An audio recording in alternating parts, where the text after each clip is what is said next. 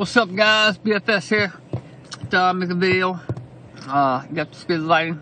It's dark outside. And you know, like I said, I don't get to make very many videos. I don't have a lot of time. I'm on a camera phone. I don't have my new camera doing this, and it's actually a good thing because I've noticed that when I play around with that camera and at the house when I try to edit stuff on the computer, you know, you can get in that stuff. Man, you could be doing, literally, you can get into that stuff. You could be doing it for hours. And it's fun to see a finished product, even though mine was just like, you know, a little simple video. I like the way it looked at the end. I was proud of that shit, my little video. So, that's why I can't be doing that, because, you know, I mean, I'm sure the more you do it, the faster it gets, but still, there's other things I can be doing. That's why I'll make the main videos. But anyway, quick update. I did a little video about the unit I bought online. That was the very first storage unit I bought online. I will say this. It seems to me that the prices I've been watching the online auctions for like a month now, and it seems the prices online go higher than when you're out at the actual auction live in person. I don't know what the difference is. I don't know if it's because people have cash in their pocket and they actually have to let go of that cash. I don't know, but the prices online seem to go more, be higher than at the real live auction. But hey, I'm a dealer cabinet unit. Hey, I'm not gonna get rich, that's for sure. You know, I'm not doing no dances. I will easily double my money, if not triple my money.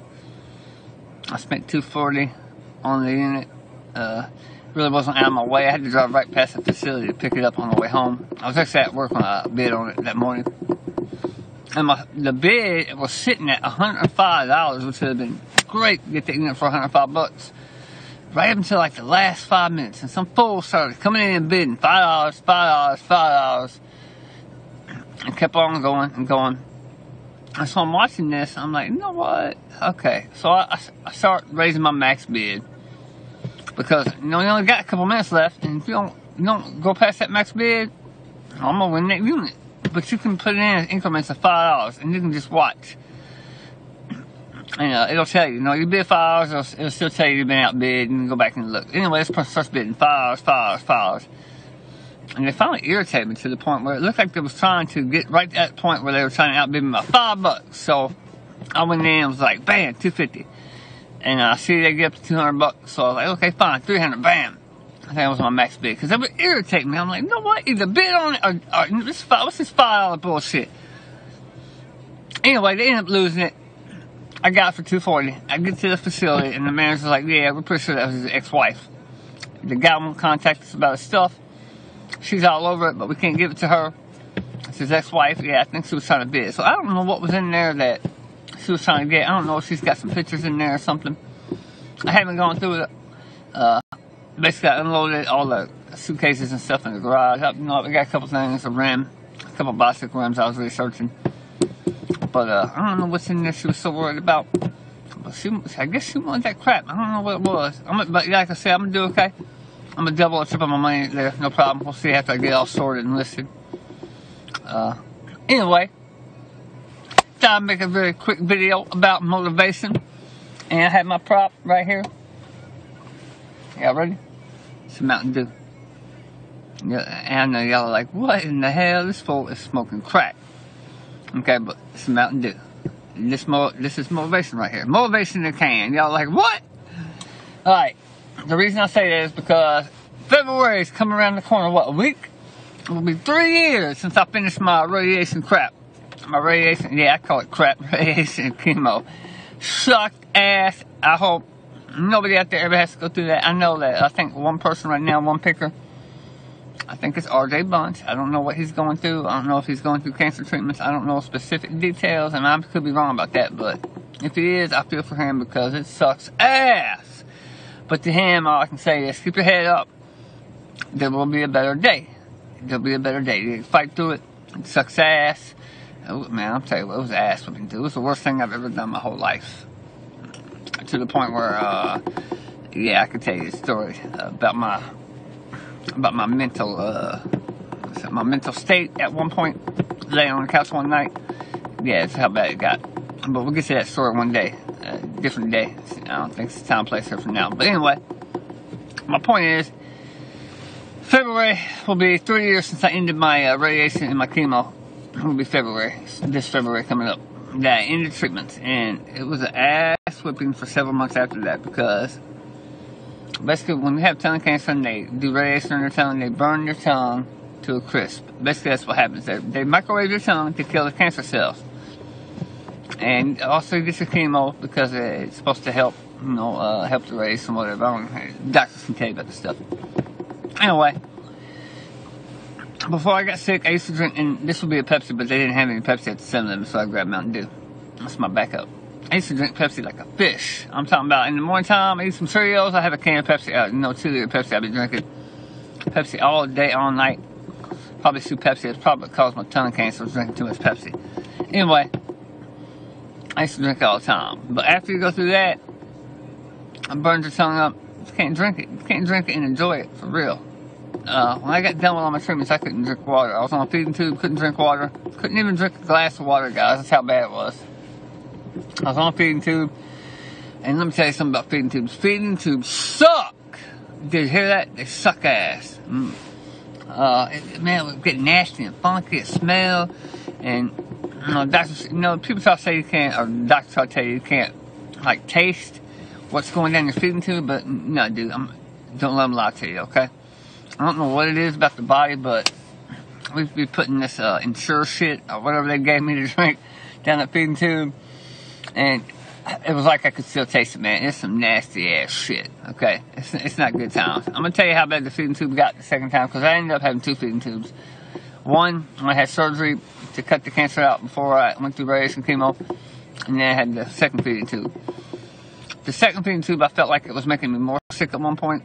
And guys, this is where it got to the point where my second feeding tube, I felt like it was making me so sick on top of everything else I was going through. After I had finished my treatments, I finally went into my cancer surgeon's office and laid on the table. And I told my cancer surgeon, I said, you got to pull this shit out of my stomach, sir. He's like, have you talked to the radiation doctor? I was like, hell no, I haven't talked to my radiation doctor. I don't care what he thinks. I'm done with the treatments, pull this shit out of my stomach. He's like, well, I haven't talked to him about it. I said, look, doc, and this is what I told my doctor, exact words. Pull it out. I'll either learn to eat again or I will die. That's what I told him. I will learn to eat or I will die. And he pulled the shit out of my stomach. And from then on, I started getting better. And I'm not saying it was a feeding tube, I'm just saying. In my mind, I told myself, I will learn to eat or I will die. That's the decision I made. Pull this shit out of my stomach. He did. Anyway, I'm going to try to drink some of this Mountain Dew. Y'all ready? Here we go. It's my prop. It's real, man. And no, there's nothing else in the can. It's really this Mountain Dew. Oh, man. Alright. You see that reaction? Woo! I almost made my eyes water. It's been 3 years. That's what Mountain Dew or Pepsi, any kind of soda, does to me. I can't drink it without burning the shit out of my mouth. And there's all kinds of other stuff out there in the world, like sausage patty from McDonald's. 6 months ago, I could not eat the sausage patty from McDonald's. It burnt the shit out of my mouth. I don't know if it's the pepper or something they put in it, but man. But now I can eat those. It's still kind of hard to chew them up. And I'm like, wow, why is it hard to chew them up? I don't have any molars, guys. When they did my radiation, right before they did my radiation, they pulled all my molars out because the radiation was going to rot my molars where they aim it. So I don't have any molars. So when I come up with about $8 grand extra to go get implants, get my molars back, that's what I'll do. But until then, I make do. I eat what I can eat. And it gets better. It gets better. And like I said, it's been 3 years. And hopefully maybe 2 more years, I'll be able to go eat Papa John's like a whole pizza. I can't really eat pizza right now. I can't chew it up. It's a long story. I can't really chew it up. It's hard. So I don't even bother trying. So maybe like in a year from now, 2 years, I can dream about eating a pizza. But that's my point of this video. I haven't given up. I keep trying. Okay, I went through the shit. It sucked. You're gonna have bad days. You gotta keep your head up. I know Cripple Picker was having a bad day a couple days ago or last week. Maybe I can't remember when he did that video. But you gotta keep your head up. Keep your head up. Things will get better. That's what I used to tell myself when I was bent over the sink throwing up for 8 hours at a time. And guys, I'm serious. I'm not joking when I say 8 hours. I spent all day sometimes bent over the sink, throwing up to the point where, you throw up everything you have, and then you have like the dry heaves. And then once you get through that, what you start throwing up is that acid. And the acid, I can't talk the acid. the acid in your stomach starts to come up and it gets up here in your throat and your esophagus. And you talk about some shit that burns. Oh, man, that shit burns. And you get to that point. I'm serious, guys. Hours on hours and hours. All I can do is look down at garbage disposal and say, tomorrow will be better. And 3 years later, I can at least attempt to drink a Mountain Dew. Now, I could drink this thing all the way through. It would take a while and it would burn for a while. But, you know, it's not that... I've learned to live without soda, really, honestly, since I quit drinking it. Because I had to. I don't even really think about it anymore. I drink a lot of iced tea, milk. I drink milk like it's going out of style now. Anyway, so I just want to put this up real fast. Things suck sometimes. Stay motivated. I know Glenn Cameron just talking about something that he went through one time on one of his videos. A second ago, I watched it. About an ex-girlfriend of his or something like that. He was heartbroken, but he turned into something positive. My point is, sometimes you get knocked on the ass, and even if you can't drink a Mountain Dew, I still try to drink a Mountain Dew, because sooner or later, I'll be able to drink this bitch, okay? And it won't burn the shit out of my mouth. Until that day comes, I keep thinking about trying. Anyway, that's all, guys. That's all I really want to say right now. Just keep doing what you're doing, and keep your head up, and, you know, just keep thinking positive. It'll get better, alright? I'll catch y'all later.